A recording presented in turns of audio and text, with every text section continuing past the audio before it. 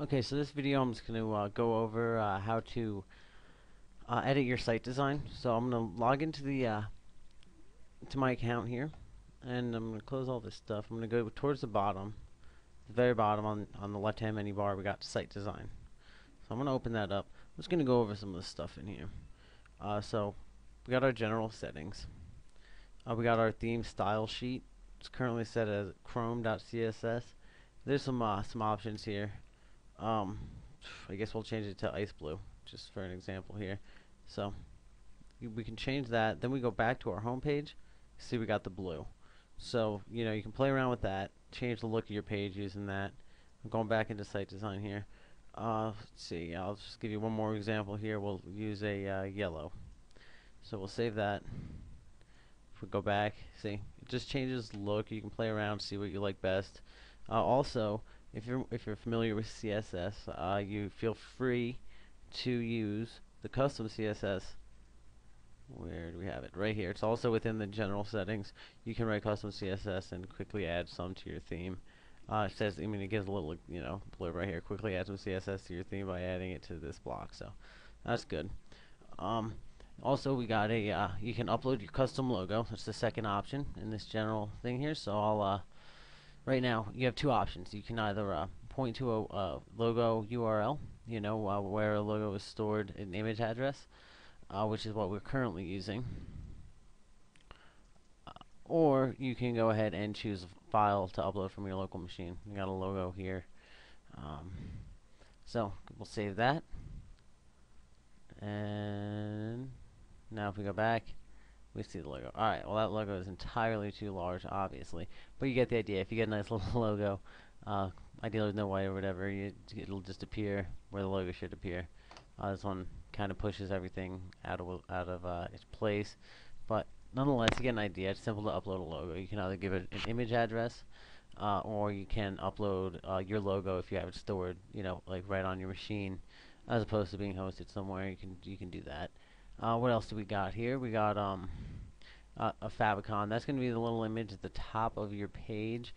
Say here, say you got right here. This is ours. This is our support center. We got our little logo here.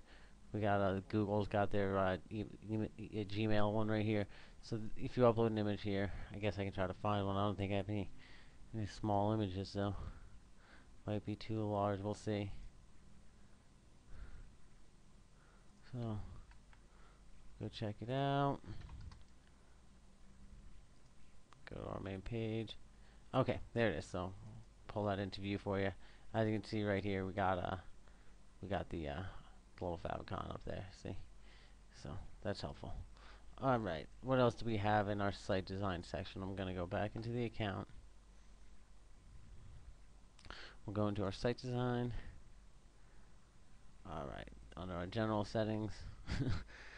We have our tracking code here. So if you have Google Analytics, I'll give a link to Google Analytics right now. It's really it's nice to be able to track who comes to your site, how your difference in volume, where they click, what they see. So if you have Google Analytics, if you want to use Google Analytics on the site, you can go get it, clicking on the link at the bottom of the screen, or alternatively, you can. If you have one, you just got to paste the code right here. So it'll give you a tracking code that you need to enter into the bottom of your web page. This will do it for you. So you can use the Google Analytics right on your PropTrackr site there. You could give your RSS URL. So if you have a preferred RSS URL, RSS feeds, you can go ahead and enter that right here. And then the exclude pages from the menu.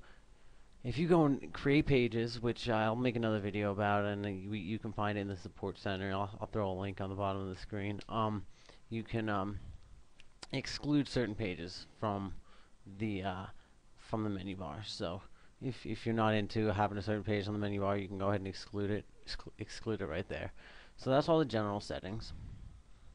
Let's see what else we got here. We got our featured slider, which alright, this is going to be, I'll show you real quick, which in the middle of the page here. These are the ones involved in the slider. I made a little test page here. So this is the slider. It's kind of nice. So we'll just look at how we could potentially edit all that stuff. So we'll go to the featured slider. You can choose the pages you would like to be added to the slider. You can exclude it from navigation if you want the pages that are included in the slider to not be in the navigation bar in your top, navigation bar. You can choose for them to be automatically excluded there. This animation speed is the time in seconds that the animation will between frames will take. So it's how long it'll be displayed. So say you want it to scroll really fast or really slow, you can edit that time in seconds here. I believe it defaults to 0.6, but feel free to edit that. You can also choose right underneath this to auto start it, so it'll auto scroll as soon as someone loads the page. So you have to check that box to allow that. And then the slide interval. So this is the time that it stops and it appears on the screen, as opposed to the animation speed is how fast it'll take to slide from one to the other. The slide interval is how long each slide is displayed. So, if we make this really slow, it'll look kind of funny. So we'll go ahead and save our changes. We'll go take a look at it. We have it set to automatically start sliding. So, see, it goes really slow. And doesn't stay as long as it takes to move. It's a little silly. But yeah, so you get the idea. You can edit all that stuff. Let's see what else we got in our site design section here. So we got the featured slider. Here's our front page. You got your main content area. Page IDs you like to display on the front page content. So again, you're gonna have to learn how to create and edit pages. So I'll throw a link on here. Maybe I'll make a video for that too.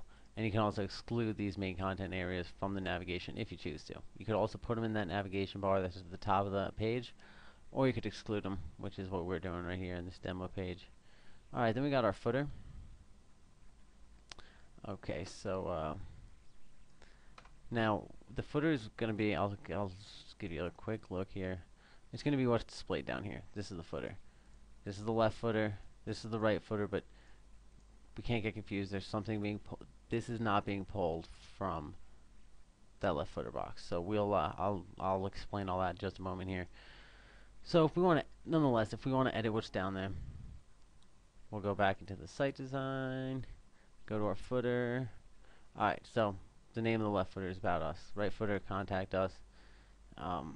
This is all the content, Tell people a bit of information about your company. This is where you want to edit it. Do whatever you want to do. The credits footer is also that information is pulled from somewhere else. So really the only one that's editable from right here is this left footer. Alright, now if you want to edit the right footer, it's going to be done. The information, the contact us information that's being pulled into there is going to be located in admin configuration, and it's under this information right here. So I don't know what happened here, but the company or the information in that right footer is being pulled from right here. So just to make sure you know that, otherwise it gets kind of confusing. Alright, so that's the footers. We'll see what else we have here. We got blog settings. So you want a blog link in the main navigation bar? No. Yes. Pretty simple. The blog permalink, this is what category of your posts will be posted as the blog. Right now it's in test. I believe it defaults to blog. Obviously we were doing some testing at one point. Okay, so this is pretty simple. If you have a blog somewhere else, you could even link to there, and then we can add blog categories as a drop down if you want in the navigation link. So say you have 5 categories in your blog. I'll give you a quick look here. So if we have categories on our blog, we got blog right here. We only have one category. But if we had several categories in the blog, this would provide a little drop down menu that would give us a window similar to this, that gives you 3 or however many categories there are in a drop down. So that may look nice. This is all in designing your site. You got to play around, figure out what you like the best. Just trying to let you know where everything's located here. And then in blog category ID. Your main blog category is going to have an ID. You can find that in the post section here. There's documentation on that. I'll put a link on the bottom of the screen, and whether you want to show the full post or just an excerpt. So pretty understandable. And sidebar widgets, which is the last one. You can either use AdSense, Google AdSense code, or any other ad network code. You can just paste it right here. I'll throw a link to Google AdSense at the bottom of the screen here, and then you can choose an image. And again, you can either upload an image or enter the URL and the destination URL where it will link to. So that's about it. It's a little confusing. There's written documentation on this, so I'll be getting that in there soon. It's not there yet, and so you should be able to figure this out. Don't hesitate to contact us if you need any more info on how to design your site. But yeah, it's nice that you're able to personalize your site if you desire. So go ahead and just play around with all this if you got the time, and make your site look nice and pretty. Enjoy. Thanks for watching this video.